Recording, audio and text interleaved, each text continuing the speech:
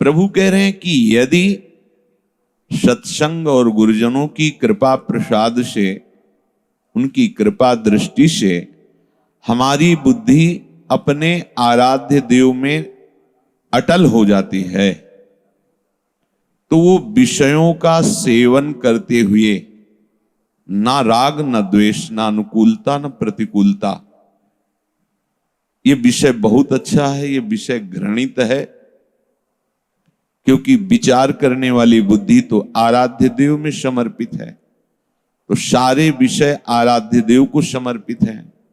अब वो प्रसाद स्वरूप से उसका स्वाद लेता है।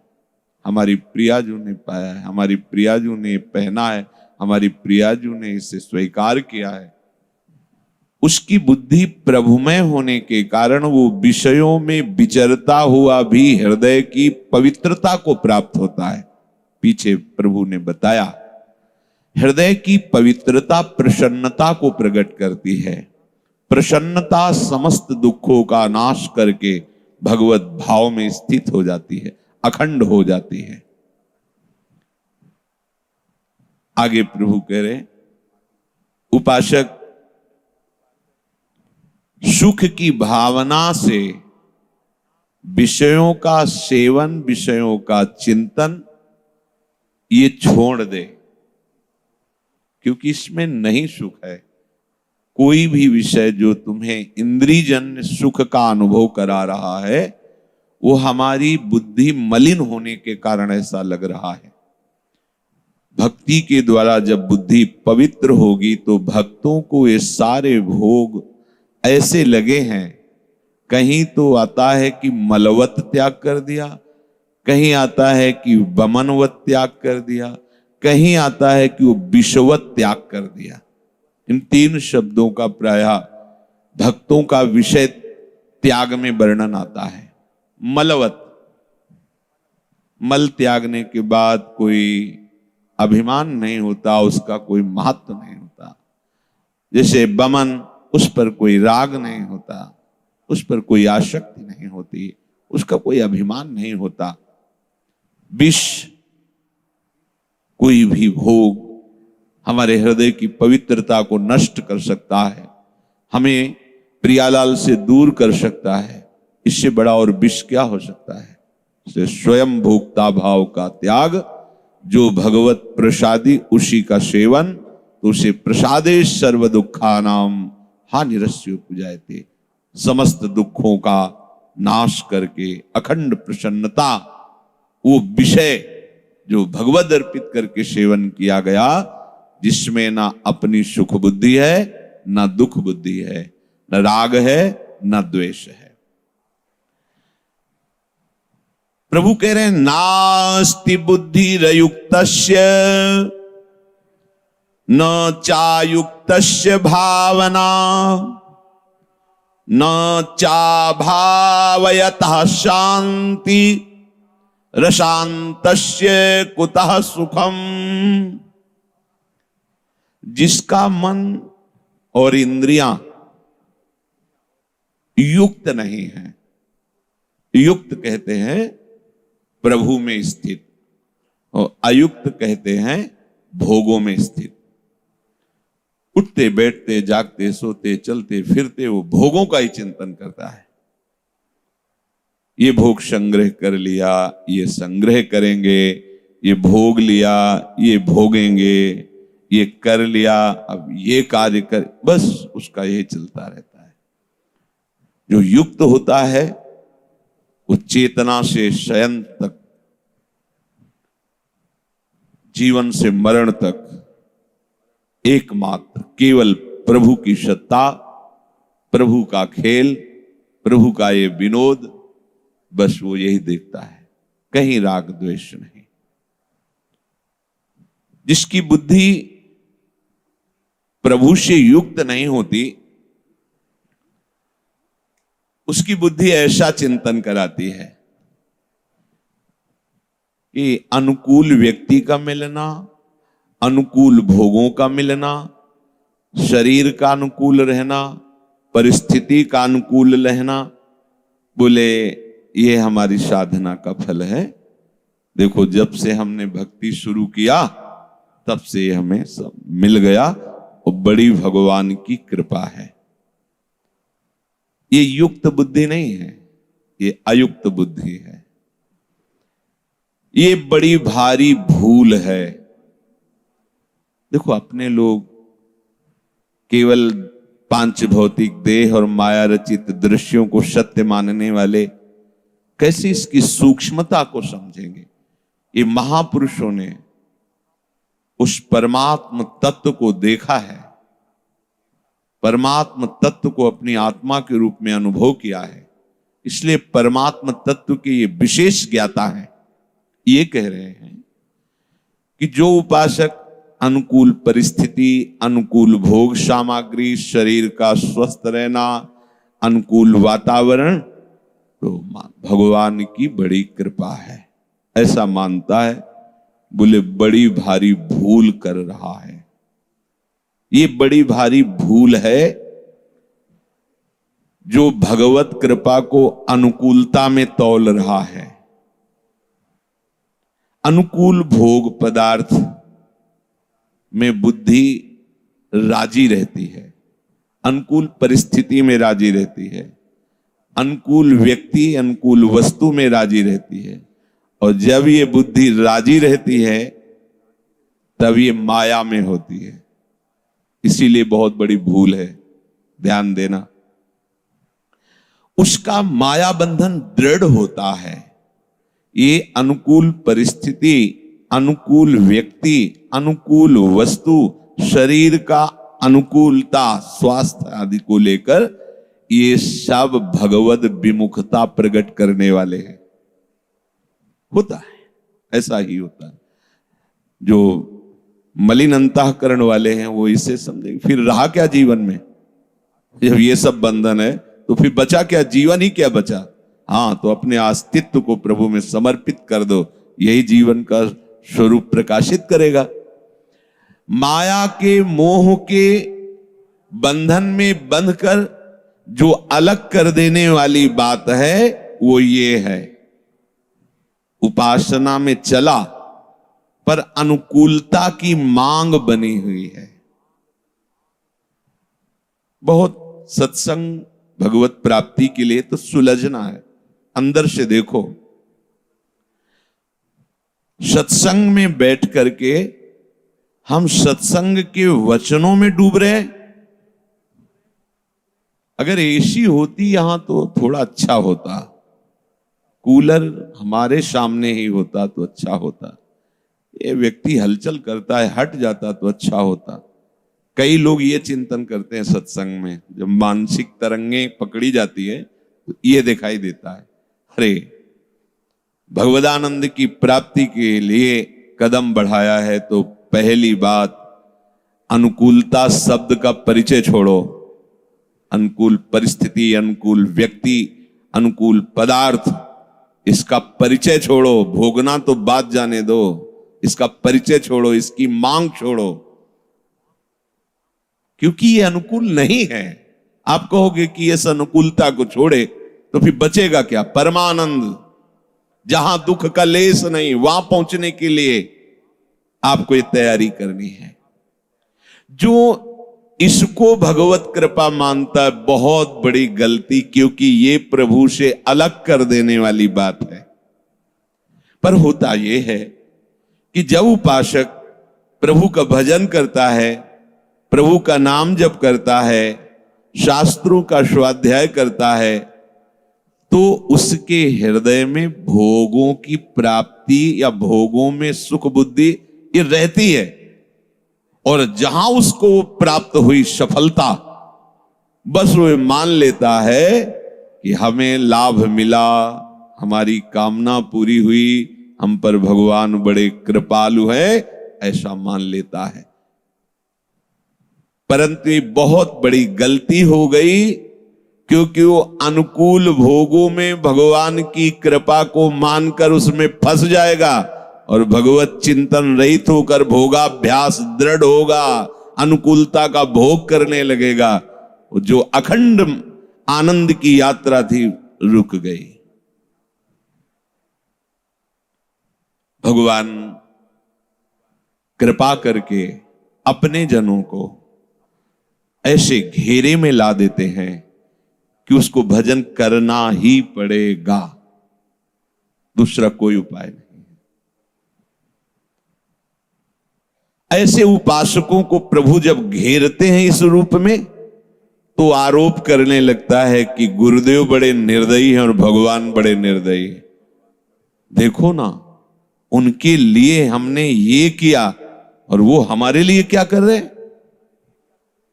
उपासक को भ्रम हो जाता है कि गुरु भगवान बड़े निर्दयी हैं। दो नहीं है इसलिए एक करके बोलते हैं। भगवान आपके हृदय में उपदेश करते हैं कि आप गलत करने जा रहे हैं, तो आप सुनते भी नहीं हैं। वही जब गुरु रूप में आप पर शासन करते हैं, तो जो सौभाग्यशाली होता है उसी को गुरु का शासन स्वीकृत होता है, नहीं तो अस्वीकार कर देता है, अपने को निर्दोष साबित करता है। गुरुदेव के सामने कितनी मूढ़ता है। अरे जो दोष रहित करने के लिए तुम्हारे को मिले हैं, उनके सामने तुम अहम का पोषण करते हुए अपने को निर्दोष कह रहे हो, बहुत बड़ी गलती है। अरे जो निर्दोष हैं वो उनके चरणों में बैठ के कहते हैं मैं तो सब दोषों से युक्त हूं, भगवान अगर आश्रय है तो आपका है, अगर कुछ है तो आपके चरणों का है। हे हरि, मैं तो क्वाहम तुच्छा परम अधमा प्राण्यो गर्ह कर्मा। गर्ह कर्म मतलब अपराध, बड़े बड़े अपराध करने वाली वृत्ति मेरी है। जो निर्दोष है, अपने लोग निर्दोष होने के मार्ग में आए तो हम सफाई पेश करते हैं कि हम निर्दोष हैं, भूल मत करना। अब ऐसे जो अनुकूलता को भगवत कृपा मानते हैं, प्रभु देखे कि अनुकूलता में फंस गया, भजन छोड़ दिया, घंटों विस्मृत है, तो प्रभु ने अब कृपा करके उसको प्रतिकूलता के घेरे में लाया, ऐसे बांध दिया कि अब तो बोलना ही पड़ेगा हरि शरणम, दूसरा कोई मार्ग नहीं। तो उसको इतना क्षोभ होता है कि वो भगवान की प्रति नास्तिक बुद्धि कर लेता है, जो अनुकूलता का भोग करता है, और वो एक कहता है कि भगवान के भी दरबार में न्याय ठीक नहीं होता। सब अनुकूलता समेट लेंगे, वो उन्हीं की दी हुई है। सब, ये गया वो गया, ये हटा वो विपत्ति, वो सब सब, अब तो केवल एक ही मार्ग रह गया, हरि शरणम। तो वो उत्साहित होकर चलता नहीं, क्योंकि उसने अनुकूलता का भोग किया है, तो वो भगवान को निर्दयी साबित करता है, भगवान को अन्यायी कहने लगता है कि इनके भी दरबार में न्याय नहीं, मैंने क्या बिगाड़ा इनका। इतना क्षोभ हो जाता है कि वो उन्हीं हरि गुरु की निंदा करने लगता है, पार्टी बना लेता है। और ये गुरुजन जो बैठे हुए सब कोरी कल्पना है, ढोंग है, कुछ नहीं, मैंने रहा हूं उनके पास, मैं उनके पास रहा हूं, कुछ नहीं है। तो तुम रहे कहां हो? रहे तो तुम अनुकूलता में हो, तुम गुरु कृपा में कब रहे हो? गुरु कृपा में रहने वाला जो होता है उसकी स्थिति अलग होती है। कृपा प्रकरण पढ़ के देखना, सेवक वाणी में 9वें प्रकरण में है, पहले अकृपा प्रकरण है, फिर कृपा प्रकरण है। जिस समय तुम्हारे हृदय में कृपा उतरेगी तो कभी भगवत विस्मरण नहीं होगा। कृपा का स्वरूप ही होता है भगवत स्मरण अखंड। अब वो लोगों से कहने लगता है कि इतनी सेवा की, इतना भजन किया, अरे हमने तो अपना जीवन दे दिया, भगवान ने क्या किया, संत ने क्या किया? यूं कह करके वो भगवत कृपा का अपमान करता है और अस्वीकार कर देता है अपने जीवन की मंगल यात्रा को। संतों को जो दुख होता है वो ये देख के नहीं कि तुम उनके पास से जा रहे हो तो उनको दुख हो रहा है, नहीं, वो ममता रहित है, उनको इस बात का दुख नहीं, उनको इस बात का दुख होता है कि अनंत जन्मों में तुम्हें ऐसा अवसर मिला था जहां आप अपना मंगल कर सकते थे, अब अहंकार और मन बुद्धि की प्रेरणा में आकर तुम अपने सर्वनाश की यात्रा कर रहे हो, तो उनको दुख होता है। जैसे कोई जबरदस्ती नेत्रहीन अंधे कुएं में गिरने के लिए जा रहा हो तो नेत्र वाला पश्चाताप करता है कि मैं इसे क्यों नहीं रोक पाया, उसको तो दिखाई नहीं दे रहा था पर मेरे को तो दिखाई दे रहा था, मैं क्यों नहीं रोक पाया। वो इस बात में दुखी होता है, कैसे इसका मंगल नहीं कर पाया। इसलिए उपासक किसी भी अनुकूलता को कभी भगवत कृपा ना मान ले। पहले पहल जब उससे सफलता मिलती है तो प्रभु की कृपा मानकर उसका जब भोग करता है तो उसकी साधना उपासना वहीं रुक जाती है। ये बहुत निर्णय किए हुए वचन है। जैसे आपको भक्ति में आनंद प्रारंभ हुआ, उस आनंद का भोग नहीं करना। उस आनंद का भोग करने का मतलब भजन में शिथिलता आ जाना, लोगों से अपने अनुभव की बात कहने लगना, लोगों से अपने साधन का परिचय देने लगना। कहेगा वो जरूर ये बड़ी कृपा है, पर वो छाप अहंकार की लग रही है और वहीं उसका मार्ग रुक जाएगा, वो जान नहीं पाएगा। सत्संग बड़ी सूक्ष्मता से सुनना चाहिए और मनन करना चाहिए। आगे चल करके उसका पूरा का पूरा परमार्थ रुक जाता है और वो भूल जाता है कि मैं भजन करने के लिए आया था। भूल जाता है, उद्देश्य ही उसका भटक जाता है। फिर तो वो अपने को साधु, अपने को उपासक और भक्त दिखाने के लिए पूरा अहंकार झोंक देता है। जितना नाटक कर सके उतना ही, जितना नाटक, बस कोरा नाटक रह जाता है, आंतरिक परमार्थ की वृत्ति नहीं रहती। ऐसा कार्य करने से लोग हमारी प्रशंसा करेंगे, ऐसा पहनावा पहनने से लोग हमारा आदर करेंगे। अपनी बल बुद्धि चतुराई कला कौशल केवल घमंड के लिए प्रयोग कर देता है। बना रहे ये मान सम्मान और यश कीर्ति। प्रभु को भूल करके अहंकार की पूजा करने लगा और करवाने लगा, बहुत सूक्ष्मता से। सबको बताएगा कि मैंने भगवत प्राप्ति कर ली है, जहां मुझे पहुंचना चाहिए वो पहुंच चुका हूं। क्यों बता रहे हो? जरूरत क्या है? अहंकार का पोषण, नाटक की पुष्टता।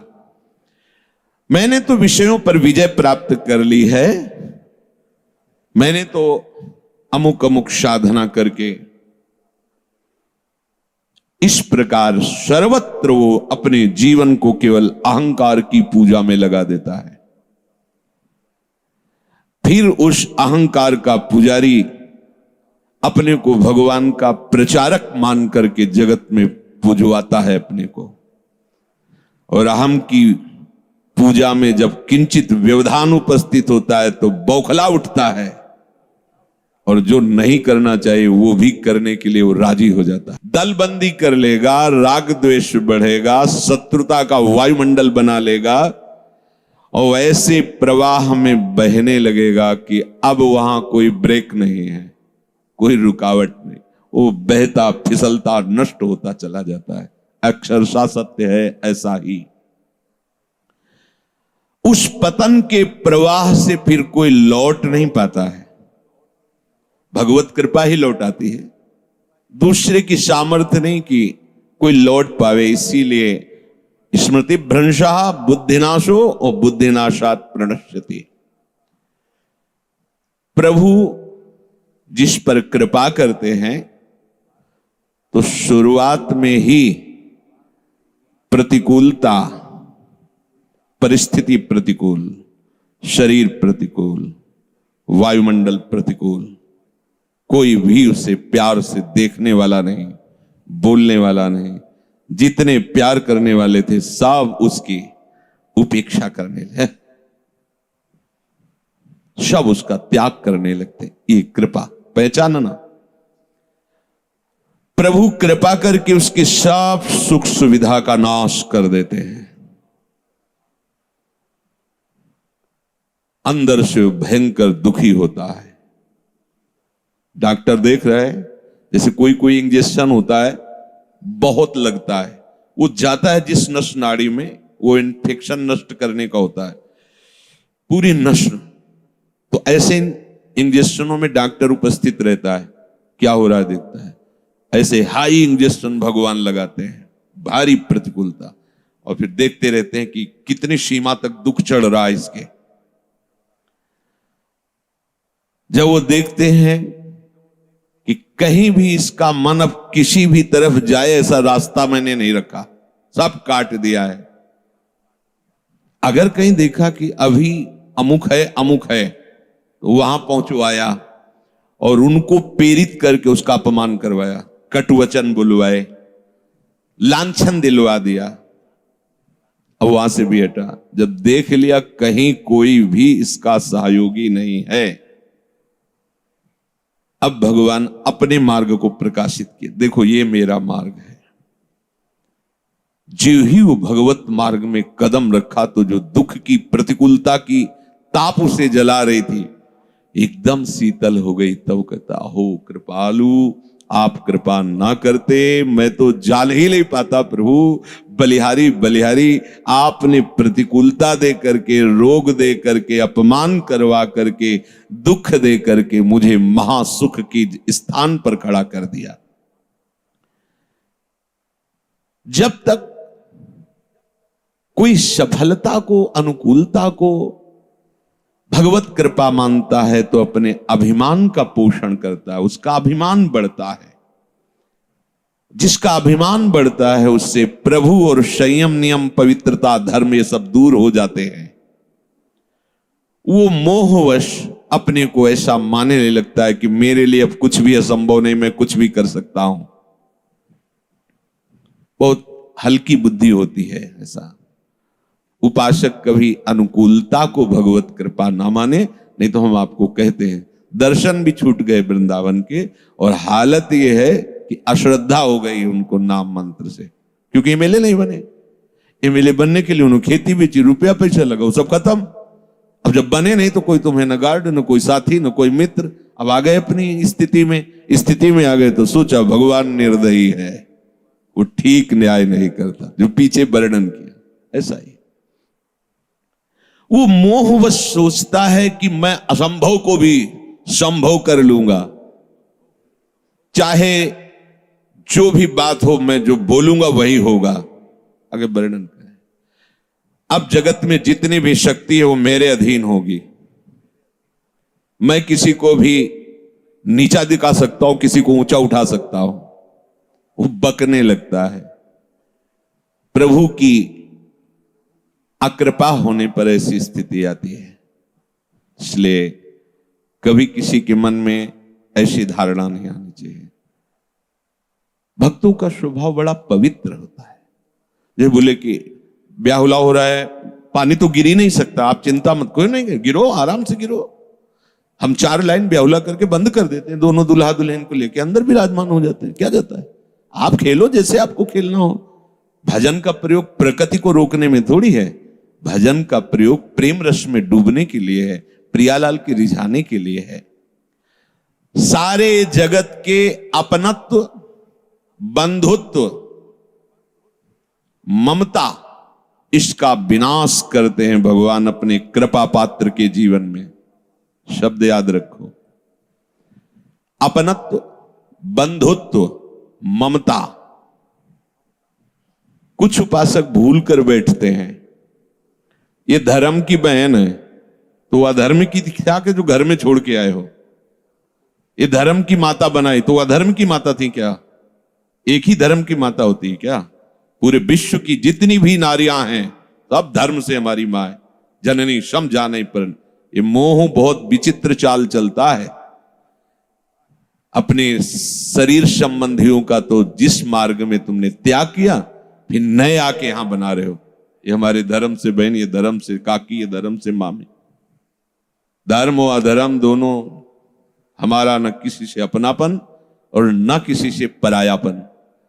जब अपनापन ही नहीं तो परायापन किससे हो सकता है? अपनापन का ही जो साइड इफेक्ट है वो परायापन है। अपनापन तो केवल प्रियालाल से है। तो सारे जगत में हमारे प्रियालाल ही अपने हैं, वही है, दूसरा नहीं। ये बिल्कुल सहज में आप समझ लीजिए। जब आपके ऊपर भगवत कृपा उदित होगी तो जगत के जितने अपनत्व हैं, बंधुत्व हैं, जहां जहां ममता है उसका नाश कर देंगे। नाश दो प्रकार से होता है, सामने से उसे हटा देना या विवेक से, बुद्धि से हटा देना, अंदर से उसका कनेक्शन हटा देना या बाहर से उस सत्ता ही न रहने देना, हटा देना। वो सर्व समर्थ है। प्रभु की कृपा ऐसी स्थिति उत्पन्न करती है जिससे कोई भी उससे ममता नहीं करता। उसके मन में प्रश्न आता है कि इतना मैं बुरा हूं कि संसार में कोई मुझे प्यार नहीं करता। ऐसा आता है पूरा जीवन। कोई, अब कुत्ते को तो प्यार मिलता है, पशुओं को भी प्यार मिलता है, कभी कभी अपने पशुओं को भी ऐसे हाथ फेरा दिया जाता है, पर उस उपासक को कभी किसी ने ऐसे नहीं किया। कभी कभी पूरे जीवन में जहां देखो वहीं प्रतिकूलता ही प्रतिकूलता। क्यों? क्योंकि भगवत कृपा है, कहीं नहीं फंसने दिया, उपासक को कहीं नहीं फंसने दिया। वो तो चाहता है कि कोई हमें प्रेम से तो बात कर ले, कोई नहीं, क्योंकि कृपा है। अगर कहीं भी किसी ने आदर और प्रेम दिया तो फंस जाएगा, नया बच्चा है, इसलिए भगवान कृपा करके उसको प्रतिकूलता, वो अंदर से डोरी संभाले रहते हैं कि टूटने ना पावे और आगे बढ़ाते चले जाते हैं। सारी ममता, सारा राग जब प्रभु नष्ट कर देते हैं तब उसके ज्ञान चक्षु खुलते हैं। फिर वो देखता है, फिर वो रोता है प्रभु की कृपा को। ओहो, ऐसी कृपा मैं जन्म जन्म लगा रहता तो भी नहीं छोड़ पाता। हे गुरुदेव, हे लाडली, आपकी कृपा को मैंने पहचाना नहीं और अंदर से कोसता था कि तुम बड़े निर्दयी हो, पर अब पता चला तुम बहुत प्यार करते हो। जहां मैं धोखे में फंसा था, मुझे धोखे से बचा लिया। संसार का नियम है सफलता में प्रेम देना। आपके पास कुछ है तो मित्र बनने लगेंगे, आदर मिलने लगेगा, निमंत्रण कार्ड आने लगेगा और चद्दर भी उड़ाई जाएगी। और जब आपको रोटी भी मांगने से बड़ी मुश्किल से मिलती है तो उसी सभा में सबको चद्दर उड़ा दिया गया, क्यों? उसको नहीं। सबको लिफाफा दिया गया, उसको नहीं। मलिन वेश है, भिक्षा झोली है, कमंडल है, कोई औकात नहीं, कोई समाज में प्रतिष्ठा नहीं, मांगता खाता है, तो चद्दर तो उनको उड़ाया जाता है जो सम्माननीय जन होते हैं। आसपास से मन कहता है कि आवश्यकता तो नहीं, पर ऐसा भेद क्यों? तो प्रश्न होता है, तुम्हें जरूरत है सम्मान की? एकदम बिल्कुल प्रभु हर जगह, कोई फुंसी भी नहीं रखते। इतने बड़े डॉक्टर है, कोई फुंसी नहीं रखते, ऐसे काट काट के एकदम निर्मल। अब उसको हृदय में ढूंढने पर भी पता नहीं चलता कि दुख किसे कहते हैं। समझ पाए? यह है कृपा। निकालते निकालते ऐसे निकाल के लाए और सुख में खड़ा कर दिया कि वो ढूंढता है कि दुख किसे कहते हैं। अब उसके हृदय में दुख का लेश नहीं रह गया। पर ध्यान रखना, अगर आपने थोड़ी भी मनमानी स्वीकार की तो ऐसा ऑपरेशन नहीं हो पाएगा। ऐसी स्थिति आती है कि बस निराश होकर के उपासक अब क्या करे, अब क्या क्या हो सकता है? कोई मेरा नहीं, कोई, अरे कोई तो बोले कि मैं सही चल रहा हूं, कोई तो बोले ठीक हो, जिसको देखो वही प्रतिकूलता प्रतिकूलता। क्योंकि सुख में, अनुकूलता में संसार का संबंध दृढ़ होता है। इसीलिए कृपालु हरि उसे सुखानुभूति संसार में नहीं होने देते। कहीं संबंध दृढ़ नहीं होते, केवल कृपा ही कृपा दिखाई देती। जब वो ऐसी ऊंचाई पे पहुंचता, लौट के देखता है कि आहा, ये तो केवल हरि कृपा थी। नहीं, एकदम सीधी चढ़ाई और ऊपर से काई। कैसे हम चढ़ सकते थे? ये तो केवल ऐसा हुआ कि आंख खुली और चढ़ गए, प्रयास ही नहीं हुआ। ये तो केवल कृपा ने किया। उस समय वो केवल प्रभु की मधुर मधुर कृपा का अनुभव करके रोता रहता है। जो उपासक कृपा पात्र होता है उसकी दशा इस रूप में पहुंचती है। सच्ची मानना, कृपा ही बदलती। एक उपासक परिचय के बढ़िया सुंदर परिवार अच्छी अर्थ की प्राप्ति की व्यवस्था, और जैसी भक्ति करनी चाहिए वैसी भक्ति कर रहे हैं।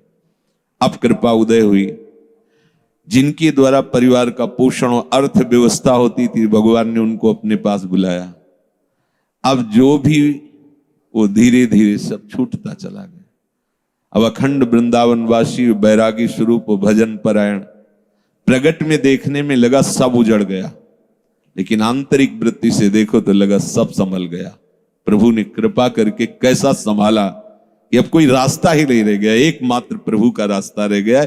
तभी तुम परमानंद में जा सकते हो, जब प्रभु की कृपा ऐसे घेर लेती, दिखाई देता घेर लिया कृपा ने। अब रोते रहो या चिल्लाते रहो, तुम्हारे रोने चिल्लाने का कोई वहां फर्क नहीं पड़ता। अभी मोह ममता में हो सकता है आपको दुख लगे, लेकिन जब आप उस कृपा का परिचय प्राप्त करेंगे तो मधुर मधुर उनकी कृपा मूर्ति का अनुभव करके केवल रोते रहेंगे। इसलिए मैं तुम्हें कहता हूं, तुम कभी इस मार्ग में निराश मत होना। मैं तुम्हें सच्ची अनुभव की बात बताता हूं, प्रभु जिस पर कृपा करके ऐसी विषम परिस्थिति देते उसके साथ रहते हैं। ये बात पकड़ लो। जब तुम्हें सब छोड़ रहे हो, प्रतिकूलता घेर रही हो, अव्यवस्था घेर रही हो, तो तुम आसपास अनुभव करना वो है, क्योंकि वो ऐसे में छोड़ नहीं सकता। जब वो इतना बड़ा कृपा करके हमारे साथ महामहिम कार्य कर रहा है, माया मुक्त करने, वो जानता है कि बहुत कमजोर हैं, लड़खड़ा जाएंगे, इसलिए वो साथ रहते हैं, हरि साथ रहते हैं। और वो धीरे धीरे कहते रहते, मैं तुम्हारे पास हूं, डरना मत। संत रूप में, गुरु रूप में, शास्त्र रूप में वो समझाते रहते, डरना मत, मैं तुम्हारे पास हूं। सच सच वो अपनी गोद में ले लेते हैं ऐसे उपासक को, वो अपने अंक में ले लेते हैं। जिसको जगत से निराशा मिली वो हरि की गोद में बैठ जाता है। तो बलिहारी है ना ऐसी निराशा की, ऐसे दुख की। अब हम कभी भूल न करें, धन की प्राप्ति, कीर्ति की प्राप्ति, जगत में सम्मान की सफलता, इसमें कभी भगवान की कृपा का अनुभव न करें, ना करें, आज्ञा दे रहे हैं। ठीक है, महाराज अम्बरीश अपने समस्त वैभव को स्वप्न तुल्य मानते थे, चरित्र में आया है। ठीक, उसका कोई महत्व तो नहीं होना चाहिए। दीनता, दुख, अभाव, निंदा, असम्मान, ये महामधुर मंगलमय भगवान की कृपा हुई है, इसे आदर पूर्वक स्वीकार करो। फिर ध्यान दीजिए, धन, मान, कीर्ति, जगत की प्रत्येक सफलता, अनुकूलता, इसमें कभी भगवान की कृपा को मत मानो। ये महापुरुषों के वचन है। दूसरे इसमें टिप्पणी कर सकते हैं कि भगवान की कृपा न माने, तो इसमें क्या माने? ये भगवान की कभी कृपा नहीं हो सकती। वो अपने कृपा पात्रों को माया में नहीं फंसाते, इसी का नाम माया है। जब उसकी चित्त वृत्ति भगवदाकार होती तो स्वयं यश फैल जाता है, स्वयं सारे वैभव उसके चरणों में लौटते हैं, पर वो उसका आदर नहीं करता, अंदर से उसके प्रति महत्व तो नहीं रहता। ये अंदर की बातें हैं। दीनता, दुख, अभाव, अकीर्ति, निंदा, असम्मान, मधुर मधुर मंगलमय भगवान की कृपा हुई है, इसको स्वीकार करो। यह है भगवान की कृपा। अब बोलो, हमारे ऊपर भगवान की बड़ी कृपा है। अनुभव करो, तुम्हारे ऊपर प्रभु की बड़ी कृपा है।